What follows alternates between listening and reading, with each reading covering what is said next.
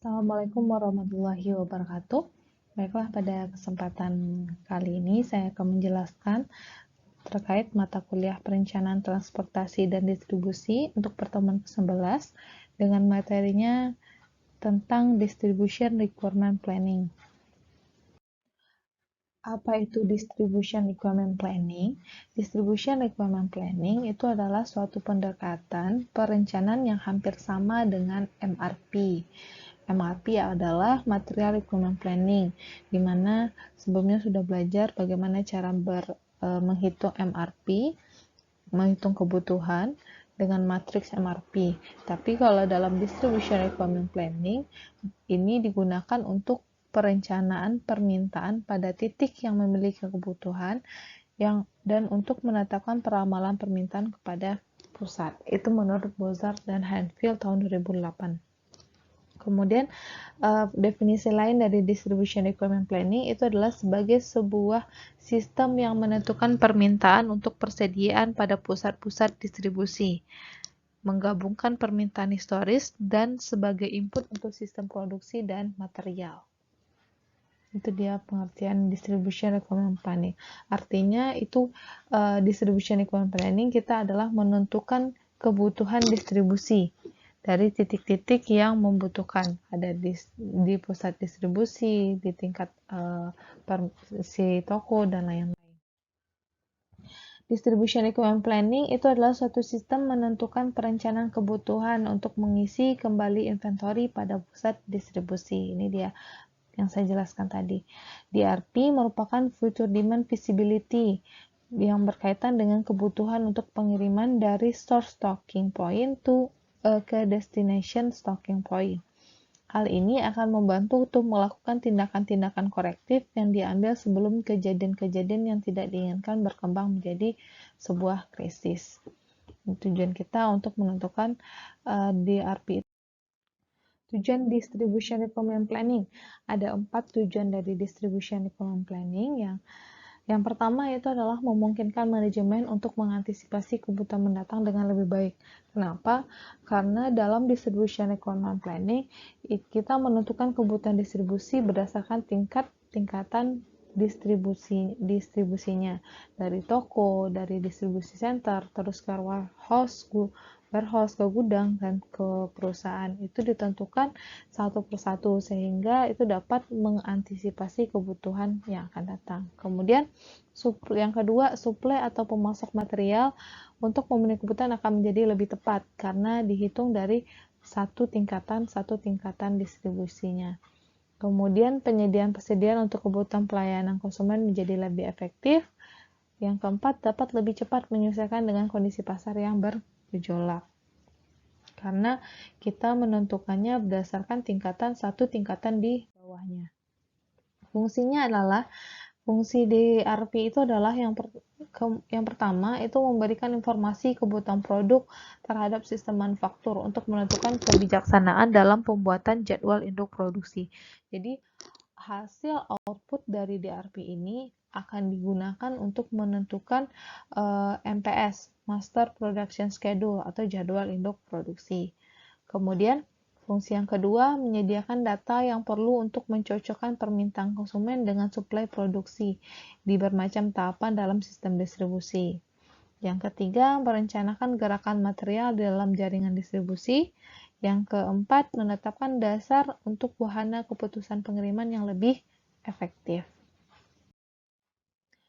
Nah, kita belajar dalam manajemen logistik manajemen, DRP atau distribusi itu letaknya di mana. Sekarang kita lihat dari sini. Di sini nilai ada lingkaran logistik manajemen, itu lingkaran yang warna biru, dan kemudian ada beberapa tingkatan di bawahnya seperti purchasing, material management, production, distribution, dan marketing. Nah, dari sini kita lihat letak DRP itu adalah pada tingkatan physical distribution atau distribusi secara fisik, di mana ada keterkaitan antara distribusi dengan marketing dan produksi. Nah, tadi sebelumnya sudah dijelaskan jelaskan bahwa DRP itu adalah sebagai input untuk menentukan nilai MPS. Jadi sebagai input menentukan MPS, nilai MPS ini juga akan sebagai input untuk menentukan nilai material requirement planning. Nah, ini dia letak dari DRP dalam logistik manajemen. Ada beberapa jaringan dalam distribusi. Nah, sebelumnya kita juga sudah belajar jaringan distribusi. Ada yang namanya jaringan distribusi secara langsung, ada yang menggunakan gudang, cross docking, dan lain-lain. Nah, kalau di sini kita lihat dari tingkatannya. Ada beberapa jenis produk seperti consumer product, consumer good artinya adalah barang-barang atau produk-produk yang digunakan dalam sehari-hari. Kemudian business good atau barang-barang bersifat bisnis, kemudian bersifat service atau pelayanan. Nah, tingkatan distribusinya ada yang langsung dari produser, langsung ke konsumen, kemudian ada juga dari tingkatannya dari produsen ke retail dulu lalu ke konsumen, atau dari produser ke wholesaler dulu ke retail baru ke konsumen, dan seterusnya. Ini dia beberapa jenis jaringan dalam distribusi, tingkatan-tingkatan pendistribusiannya. Ini lanjutannya, di mana kita sebelumnya sudah belajar jaringan langsung dan tidak langsung. Jadi kalau misalkan produser langsung mengirimkan ke konsumen, artinya itu adalah jaringan secara langsung atau direct shipping. Tapi kalau misalkan ada yang produser ke retail dulu ke konsumer, ini bisa juga bisa dijadikan sebagai warehouse atau distribusi center gitu juga selanjutnya, dan tingkatan-tingkatan selanjutnya yang bersifat indirect channel atau jaringan secara tidak langsung. Nah, tingkatan-tingkatan tadi biasanya disebut dengan eselon. Nah, eselon tingkatannya sistem distribusi multi eselon. Terdapat satu atau lebih lokasi penyimpanan sehingga konsumen mungkin dilayani oleh beberapa stocking point atau titik penyimpanan. Nah, di sini kita lihat dari plan dari pabrik, dia mengirim dulu ke regional distribusi centernya. Dari regional dia mengirimkan ke lokal distribusi centernya. Dari lokal distribusi center mengirim ke retailnya, baru terakhir dari retail itu mengirim ke konsumennya. Kalau dilihat dari sini ada beberapa tingkatan eselon.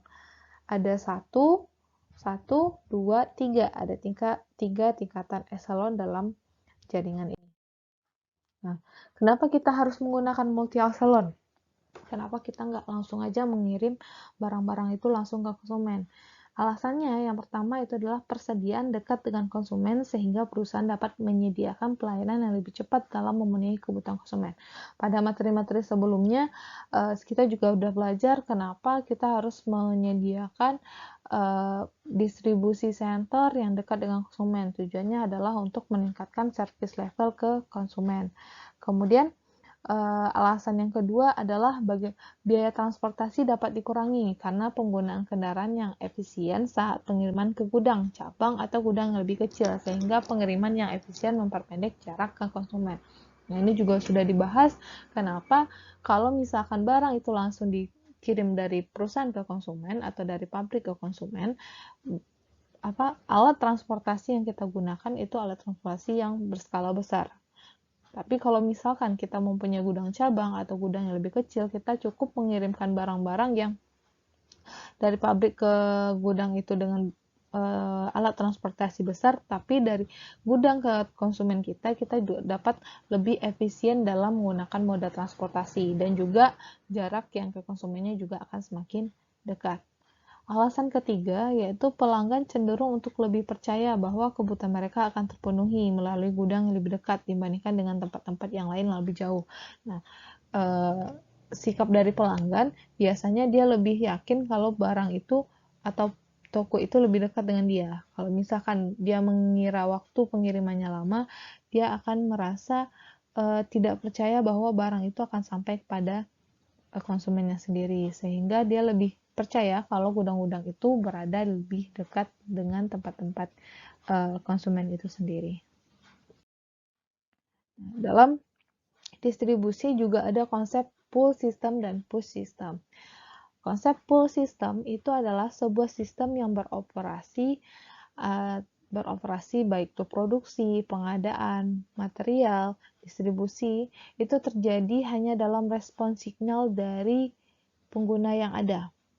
Tujuannya adalah untuk membeli atau menerima atau mengirimkan atau membuat atau bergerak tetap jika diperlukan dan tidak memilih persediaan yang tidak diperlukan. Artinya pull system itu adalah kalau dalam konsep distribusi itu mengirimkan jika kalau ada yang meminta permintaan distribusi atau meminta permintaan produk. Tapi kalau misalkan jika tidak, distribusinya tidak akan dilakukan.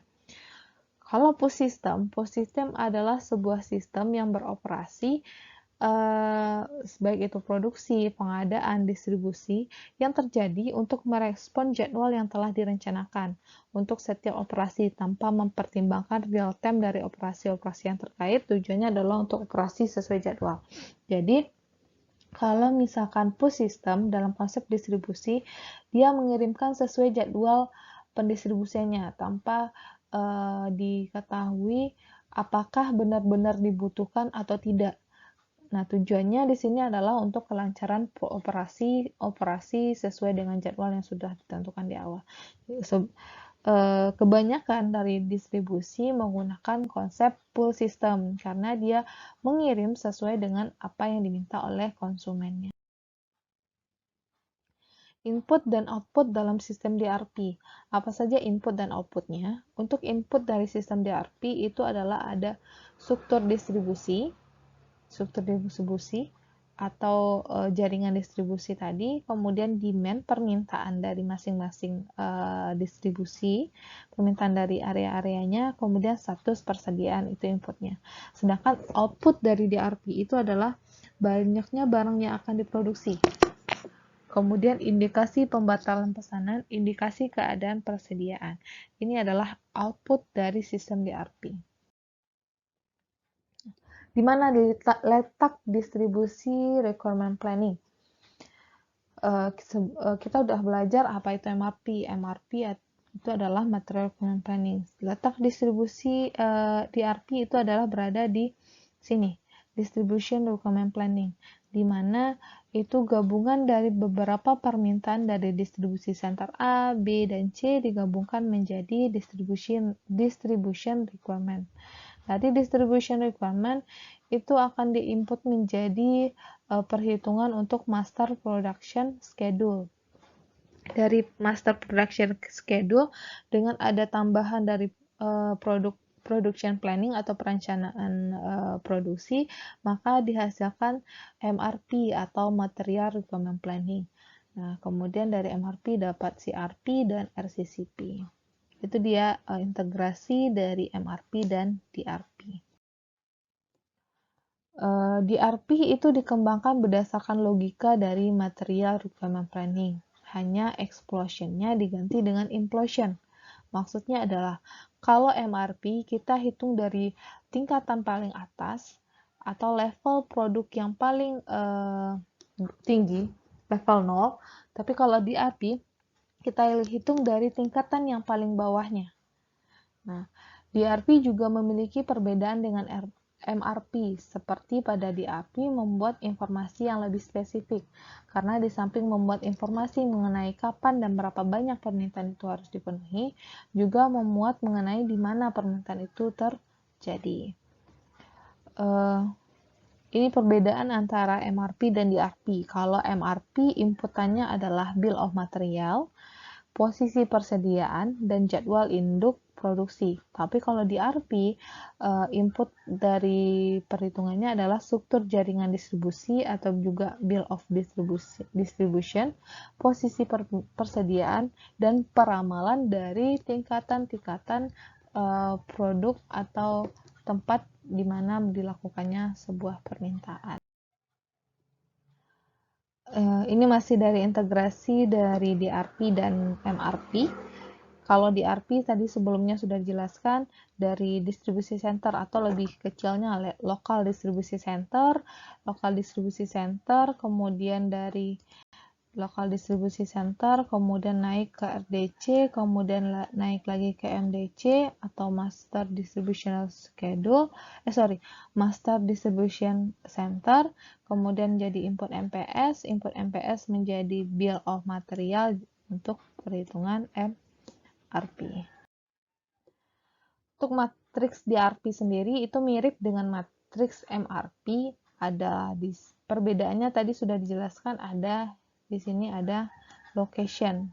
Kalau misalkan di MRP ini matriksnya berisi tentang level, tapi kalau di DRP berisi tentang location, di mana lokasi yang dimuat di sini adalah lokasi dengan tingkatan yang paling akhir. Kemudian sama ada safety stock, ada lot size, ada lead time, ada past due, periodenya, kemudian gross requirement, schedule receipt, project on hand, net requirement, plan order receipt, dan plan order release. Untuk penjelasan dari matriks DRP itu hampir mirip dengan matriks MRP, di mana gross requirement itu adalah jumlah permintaan dalam satu item. Jika item tersebut berupa produk di suatu toko atau cabang distribusi, maka gross requirement-nya merupakan hasil peramalan. Maksudnya adalah di DRP tadi kita mulai dari jaringan atau level produk dari tingkatan yang paling bawah. Artinya pada tingkatan paling bawah, gross requirement-nya itu merupakan dari hasil peramalan. Kemudian schedule receipt itu adalah menunjukkan diterimanya barang pada saat dilakukan pemesanan dengan lead time yang telah ditentukan sebelumnya. Kemudian project on hand itu diperoleh dari hasil perhitungan persediaan awal dikurangi dengan gross requirement dan ditambahkan dengan plan order release dalam perhitungannya. Dimana kalau misalkan dengan rumus itu adalah project on hand pada bulan sekarang sama dengan plan order project on hand pada bulan sebelumnya dikurang dengan gross requirement ditambah dengan plan order release pada bulan sekarang.